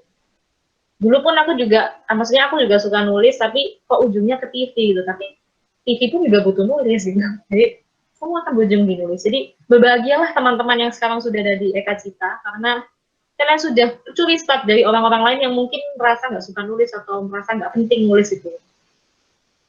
Gitu, Jansen. Sudah menjawabkah kira-kira? Kalau ada yang mau di-sharingkan lagi? Oke, terima kasih. Terima kasih, Dokter Jansen. Oke, kita lanjutkan. Ini tadi ada masuk dari Ko Dixon, sore Bang, masuk Bang. Ini maksudnya mau bertanya atau gimana ya? Halo, Ko Dixon. Halo, enggak, sorry. Itu cuma respon ke Ko Jansen doang sih. Thank you. Oh, aku pikir itu maksudnya bertanya. Oke, kalau gitu dibuka lagi untuk 2 orang penanya lagi. Yang mau bertanya silakan karena waktunya sudah mau jam 5, jadi dibatasi 2 orang penanya. Oke, dari Zulkifli, silakan yang ingin bertanya. Terima kasih untuk kesempatannya, Geraldi. Selamat sore, Kak. Ini saya Zulkifli Alim dari FKT 19. Ingin bertanya, tadi dari pemaparan materi yang disampaikan oleh Kak Putri kan ada disebutkan. Ketika menulis kan kadang-kadang ada kayak kendala. Misalnya kayak lagi tidak ada ide gitu di tengah-tengah menulis. Kira-kira menurut Kakak gimana upaya untuk menangani masalah tersebut? Oke, udah. Udah, Kak. Udah. Kok aku nggak kenapa, kok udah selesai aja. Oke, Zulkifli terima kasih. Soal kendala ya, soal aduh bingung mau nulis apa, itu pasti akan kita alami setiap kali mau nulis. Tapi ketika ide itu udah ada gitu, nanti bisa lancar gitu ya. Kadang-kadang kita nulis itu lancar banget, setengah jam udah jadi. Tapi kadang ada yang berhari-hari nggak jadi-jadi di tulisan gitu ya. Ya itu dinamika yang akan pasti kita hadapi gitu. Apalagi kalian yang udah biasa di Eka Cita gitu, pasti sering ya dapat tugas gitu dari Iren nulisnya tentang ini ya gitu. Saya masih bingung gitu, udah deadline, udah mepet gitu. Memang kita adalah manusia yang kalau mepet deadline baru lancar gitu. Nggak apa-apa sih. Maksudnya jangan dipaksa. Kalau lagi nggak mood, kalau lagi nggak ada ide, jangan dipaksa. Cari ide dulu dengan cara ya misalnya lakukan aktivitas yang lain atau ketemu orang atau ngobrol sama orang, mungkin ide-ide itu akan muncul dari itu gitu. Dengan kita kegiatan misalnya keluar bentar ke depan rumah gitu atau ke depan kos-kosan gitu, mungkin ada anak kosan sama seperti saya anak kosan, kita keluar ke depan rumah, kita beli makan di depan atau ke warung sebelah, kita beli jajan. Dari situ jangan-jangan ada fenomena di sekitar kita yang bisa kita tangkap dan ternyata kita punya ide, oh ya aku nulis tentang ini. Atau kita lagi paling gampang lagi bingung, lagi buntu gitu ya, buka aja media sosial gitu, scroll nonton YouTube kah atau scroll Instagram, itu terlalu banyak informasi di sana yang bisa kita tulis gitu, hal-hal yang lucu yang bisa kita tulis itu bisa juga. Maksudnya pokoknya jangan dipaksa, kalau lagi buntu ya jangan dipaksa, tapi karena mungkin ada kewajiban juga ya terkait deadline dan lain-lain, itu ya memang harus dipenuhi gitu. Tapi pasti bisa. Udah biasa nulis semua lah ini teman-teman Eka Cita. Kira-kira Zulkifli ada persoalan nggak? Persoalan pribadi itu kayaknya curhat ya. Ya mungkin saya pernah ngalamin kayak nulis di tengah-tengah nulis itu kayak nggak ada ide gitu, jadi nggak diselesaikan jadi. Oke. Ya itu sering terjadi juga sih, dan itu sebenarnya sayang ya kalau kita kayak gitu, tapi kayaknya itu permasalahan yang dialami semua penulis deh kayaknya. Mungkin yang lainnya ini senyum-senyum kayaknya aku juga kayak gitu dalam hati gitu. Aku juga gitu, ada banyak tulisanku yang nggak selesai gitu.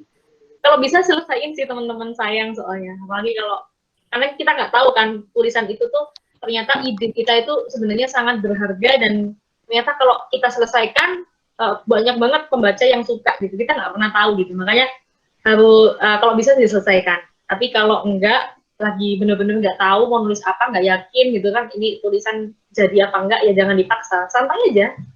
jalani kehidupan ini seperti biasa, santai aja. Dan diskusi sama teman juga sih, Zulkifli dan teman-teman. Diskusi sama teman juga penting. Sesama Eka Cita gitu, sesama penulis. Aku mau nulis tentang ini tapi aku bingung. Gitu. Diskusi aja, siapa tahu dengan diskusi ada ide. Oke, Kak. Terima kasih, Kak. Oke, terima kasih. Saya buat yang saya. Kita Oke, diberikan kesempatan untuk penanya terakhir ya. Ko Andre, dipersilakan.